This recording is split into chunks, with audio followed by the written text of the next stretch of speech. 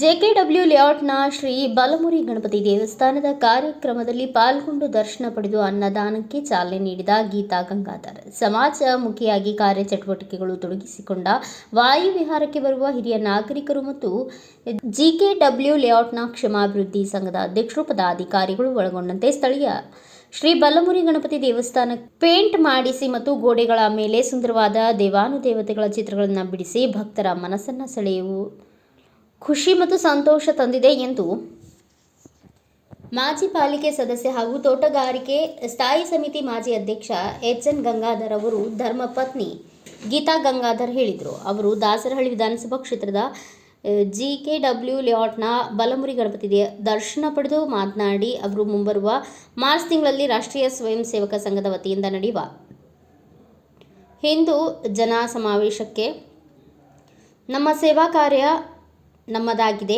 ಎಂದು ಮಾಜಿ ಪಾಲಿಕೆ ಸದಸ್ಯ ಎಚ್.ಎನ್. ಗಂಗಾಧರ್ ಅವರ ಧರ್ಮಪತ್ನಿ ಗೀತಾ ಗಂಗಾಧರ್ ನೆರೆದಿದ್ದ ಜನರನ್ನು ಉದ್ದೇಶಿಸಿ ಮಾತನಾಡಿದರು.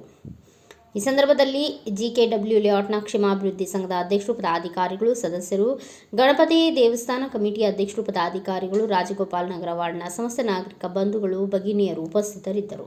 Bureau report Ayyanna master, Bharata Vaibhava news, Bengaluru. Thanks for watching. Read, discuss and debate with editor Dr. Yan Prashant Rao. Wanted reporters in print, digital and visual media for Bharat Vaibhav Daily Newspaper, BV News 5 Channel and BV Fast Web News from all the talukas of Karnataka, Goa and Maharashtra. If interested, send your resume to 9019229369.